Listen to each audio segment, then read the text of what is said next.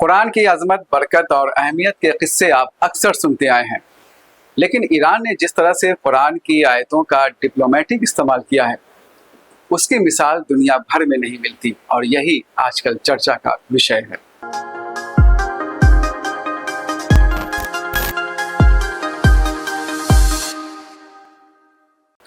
آپ دیکھ رہے ہیں ہماری یہ خاص پیشکش، اور میں ہوں سید جاوید حسن۔ ایران کے شہید رہبر معظم آیت اللہ علی خامنئی کی آخری رسومات کی ادائیگی کے دوران ایران نے ایک ایسا قدم اٹھایا جس نے پوری دنیا کو حیران کر دیا۔ دنیا کے 195 میں سے لگ بھگ 100 دیشوں سے آئے آدھیکارک پرتینیدھی منڈل نے تہران میں شوک سنویدنا پرکٹ کی۔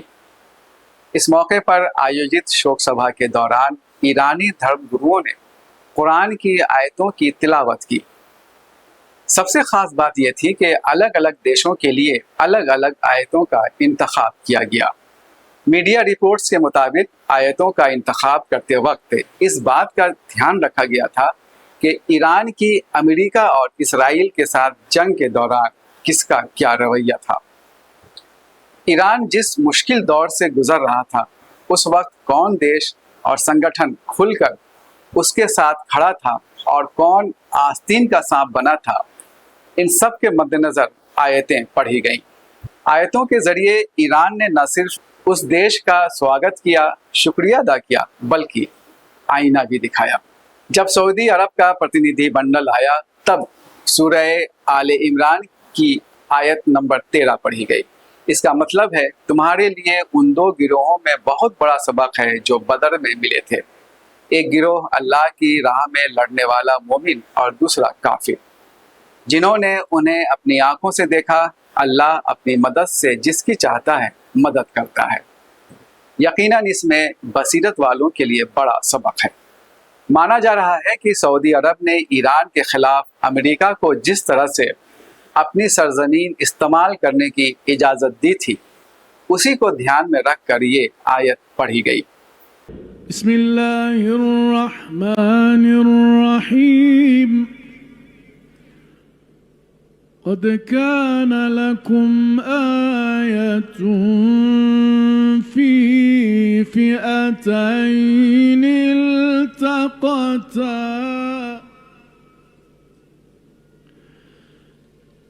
فئة تقاتل في سبيل الله وأخرى كافرة يرونهم مثليهم رأي العين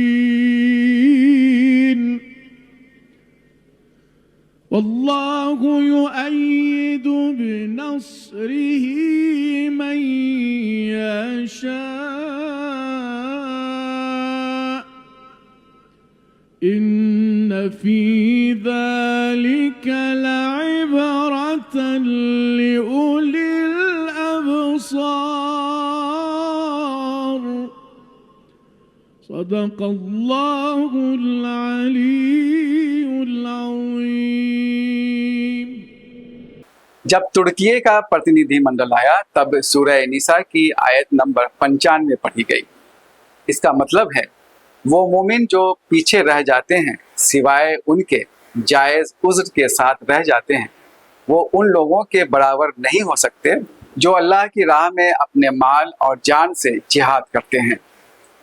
اللہ نے اپنے مال اور جان سے جہاد کرنے والوں کو درجات کے لحاظ سے پیچھے رہنے والوں پر فضیلت دی ہے۔ سمجھا جاتا ہے کہ جنگ کے دوران ترکیے نے جس طرح سے ایران کے پرتی محتاط رویہ اپنایا، اسی کو دھیان میں رکھ کر یہ آیت پڑھی گئی۔ دوسری طرف لبنان، حماس اور حزب اللہ کے پرتینیدھی منڈل کے سامنے جس طرح کی آیتیں پڑھی گئیں، اس کا ڈپلومیٹک مطلب بھی چرچا میں ہے۔ لبنان کے پرتینیدھی منڈل کے سامنے سورہ نساء کی آیت نمبر 66 پڑھی گئی۔ اس کا مطلب اس طرح ہے، اگر مسلمانوں پر جہاد کی آزمائش ڈالی جاتی ہے تو تھوڑے ہی ہیں جو اس آزمائش پر پورا اترتے ہیں، اور جو لوگ اس پر عمل کریں گے تو ان کے لیے بہتر ہوگا۔ حماس کے پرتینیدھی منڈل کے سامنے خوشخبری والی آیت پڑھی گئی۔ یہ سورہ الاحزاب کی آیت نمبر 23 ہے۔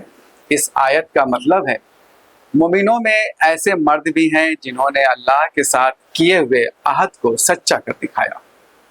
ان میں سے کچھ نے اپنی نظر پوری کر دی، شہادت حاصل کی، اور کچھ اس کے حصول کے لیے منتظر ہیں۔ انہوں نے کبھی اپنے عہد کو نہیں بدلا۔ اسی طرح سے جب حزب اللہ کا پرتنیدھی منڈل آیا تب سورہ المائدہ کی آیت نمبر 55 اور 56 پڑھی گئی۔ ان آیتوں میں اللہ اور اس کے رسول کو مومنین کا دوست قرار دیا گیا ہے۔ ان میں حزب اللہ کا لفظ بھی آیا ہے اور فتح کا وعدہ بھی کیا گیا ہے۔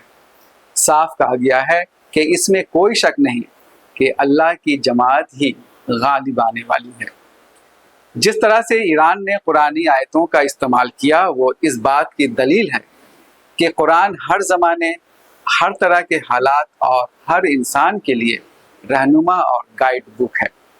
یہی اس کا چمتکار ہے۔ اتہاس گواہ ہے کہ عرب کے ریگستان میں جو لوگ بھیڑ بکریاں چراتے تھے، اونٹوں کی گلہ بانی کرتے تھے، معمولی کاروبار کرتے تھے، اسی قرآن کی بدولت دنیا کے شاشک اور انسانیت کے مارگدرشک بن گئے۔ ایران نے ایک بار پھر اس حقیقت کو تازہ کر دیا ہے۔ ایران کی اس ہنرمندی کا کیا مطلب ہے، قرآن کی کیا عظمت ہے اور ہندوستانی مسلمانوں کے لیے کیا سندیش ہے، اس پر ہم نے پٹنہ کے 3 شیعہ اسکالرز سے بات کی۔ یہ ہیں Mohammedan Anglo Arabic senior secondary school کے پرنسپل مولانا سید مظفر رضا، مدرسہ سلیمانیہ کے پرنسپل رہ چکے مولانا سید امانت حسین، اور مسجد ملا شادمان کے امام اور خطیب مولانا سید محمد مسلم۔ ایرانیوں نے ایک خاص کام یہ کیا جو بالکل انوکھا کام تھا کہ ہر ملک کے آنے والے وفد کے لیے قرآن مجید کی ایک سوٹیبل آیت کو منتخب کر کے اور آنے والے وفد کے سامنے اس آیت کو پیش کیا۔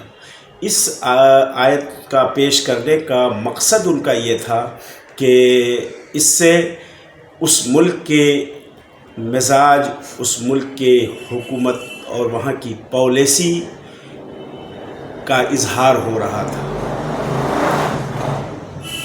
اور یہ ایرانیوں کا بہت بڑا کمال اور قرآن کے اوپر ایک مانا جائے کہ ایک عبور تھا ان کا، کہ انہوں نے وفد کو دیکھ کر کے اور یا ملک کی پالیسی کو دیکھ کر، ملک کی حکومت کی پالیسی کو دیکھ کر کے اور اس کے مطابق آیت، قرآنی آیات میں سے آیت کو منتخب کیا اور اسی کو پیش کیا تاکہ دنیا والوں پر اس ملک کے حکومتی پالیسی اور اس ملک کے مزاج کا پتہ چل سکے۔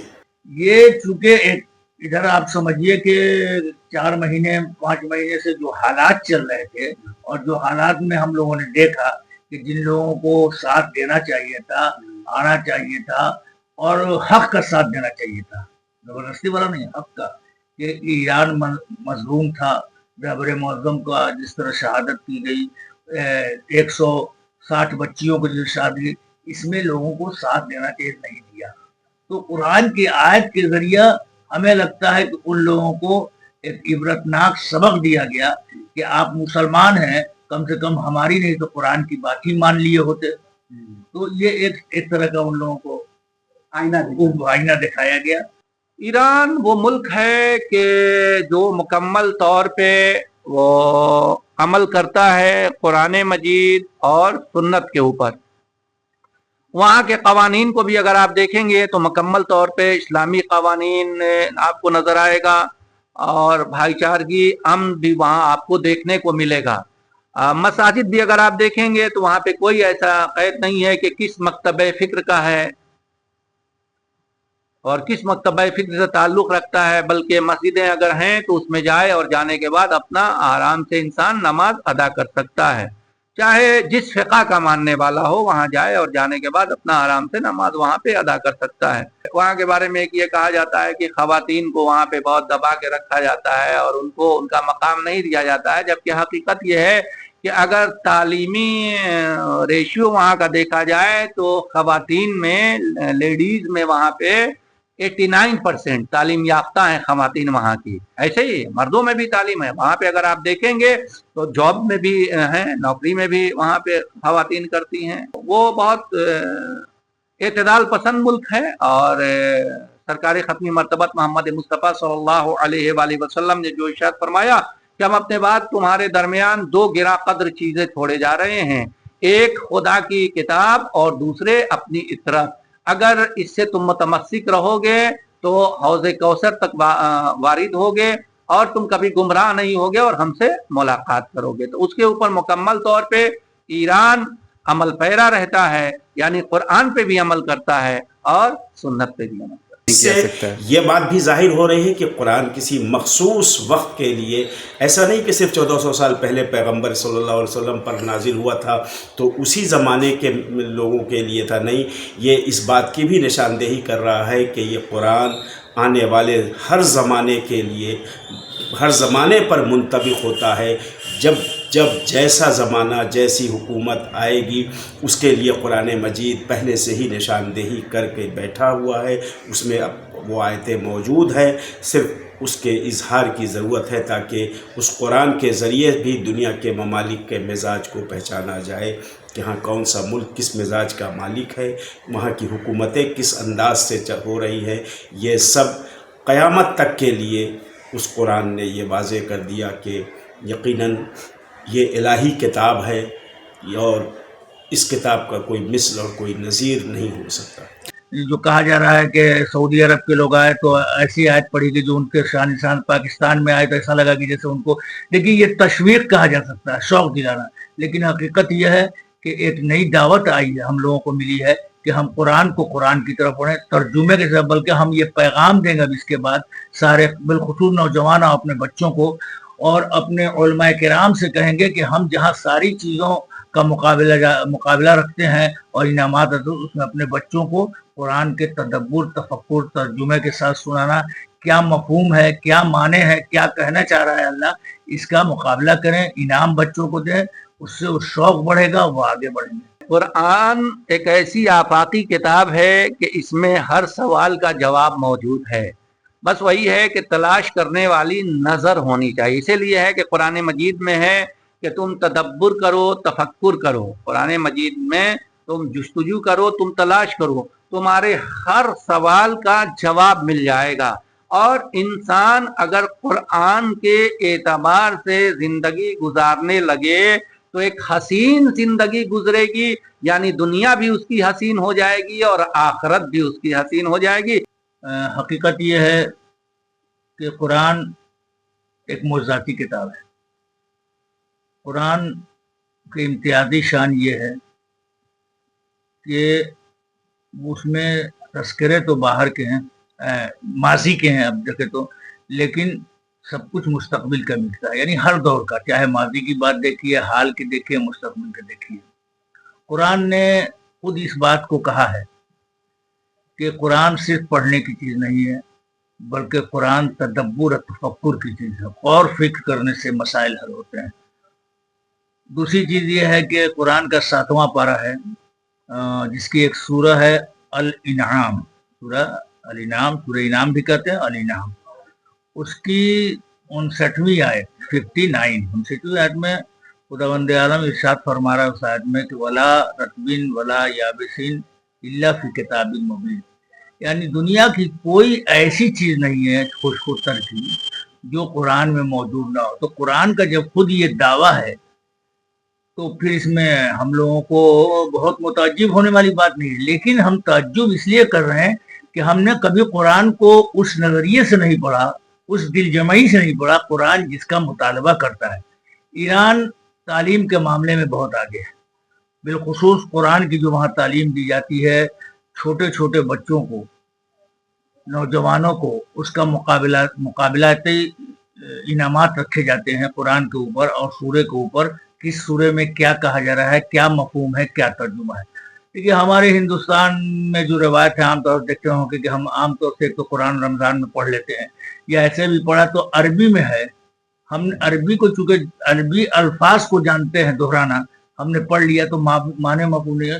اس لیے ضرورت اس بات کی, اس بات سے یہ انکشاف ہو گیا یہ جو سامنے چیز آئی ہے اس سے اس بات کا انکشاف ہو چکا کہ ہم قرآن کو ترجمے کے ساتھ پڑھیں، ہر روز پڑھیں، اور ترجمہ پڑھنے کے بعد ترجمے پہ غور و فکر کریں تو انشاءاللہ ہمیں اپنی زندگی کی نہیں بلکہ پورے دنیا کے حالات کی ہر باریکی نظر آئے گی اس کے اندر۔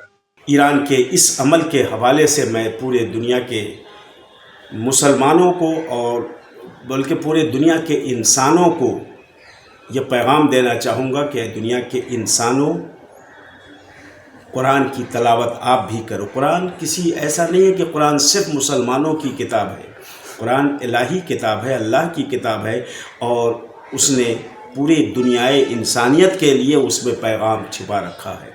تو میں دنیا کے انسانوں کو سے گزارش کروں گا کہ وہ قرآنی آیات کی تلاوت کریں، اس کو سمجھیں، اس کو پڑھیں اور دیکھیں جو غلط فہمیاں لوگوں کے ذہنوں میں اور دلوں میں بیٹھی ہوئی ہیں، انشاءاللہ وہ قرآن کی آیتیں ان غلط فہمیوں کو دور کر دیں گی۔ اور خصوصی طور پر میں مسلمانوں سے گزارش کروں گا کہ قرآن کو خوب سمجھ کر کے پڑھیں۔ ہر لفظ قرآن کا اپنے آپ میں ایک انوکھا ہے، ایک معجزہ ہے کہ جس کو بہت سمجھ کر اگر انسان واقعی اپنی پڑھ لے اور اسے اپنی زندگی میں اتارنے کی کوشش کرے تو ایک انسان واقعی ایک سچا اور اچھا انسان بن سکتا ہے۔ ہندوستان میں قرآن کو لے کر کئی طرح کی غلط فہمیاں پھیلائی گئی ہیں۔ اس کی سب سے بڑی وجہ یہی ہے کہ نہ تو اس کتاب الہی کو پڑھا گیا، صحیح سے پڑھا گیا، اور نہ سمجھا گیا۔ اس لیے قرآن کو ترجمے کے ساتھ خود بھی پڑھیے اور اپنے غیر مسلم دوستوں کو بھی پڑھنے کی دعوت دیجیے۔ اگلے ویڈیو میں پھر کسی خاص پیشکش کے ساتھ حاضر ہوں گے، تب تک کے لیے دیجیے اجازت۔